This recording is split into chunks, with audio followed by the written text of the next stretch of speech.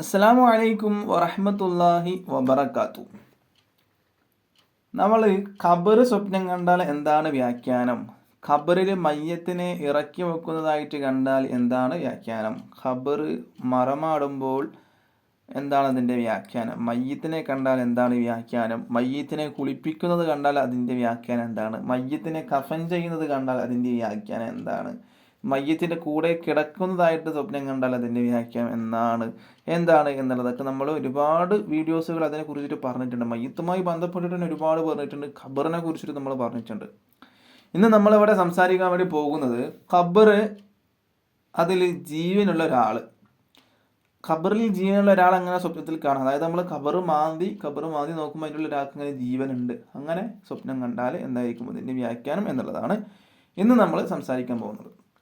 ഇതിനെക്കുറിച്ചിട്ട് മഹാനായ ഷെയ്ഖ് ഖലീൽ ഇബ്നു ഷാഹിർ ലാഹിരി എന്നവർ അവിടുത്തെ ഒരു കിതാബിൽ പറയുന്നു. എന്താണ് പറയുന്നത്?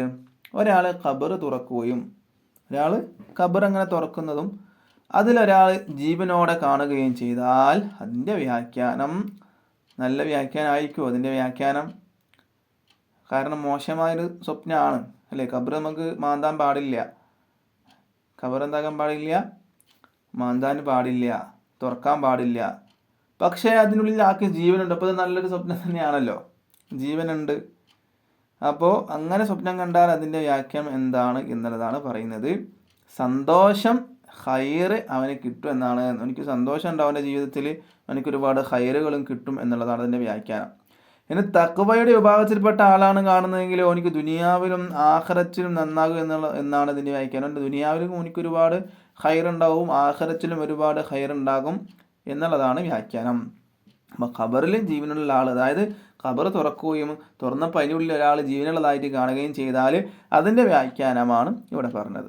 ഇതുപോലുള്ള വീഡിയോകളുമായി ഇൻഷാ അല്ലാഹ് വീണ്ടും കാണാം. അല്ലാഹു തആല അതിന് എനിക്കും നിങ്ങൾക്കും തൗഫീഖ് നൽകട്ടെ. അസ്സലാമു അലൈക്കും വറഹ്മത്തുള്ളാഹി വബറകാതുഹു.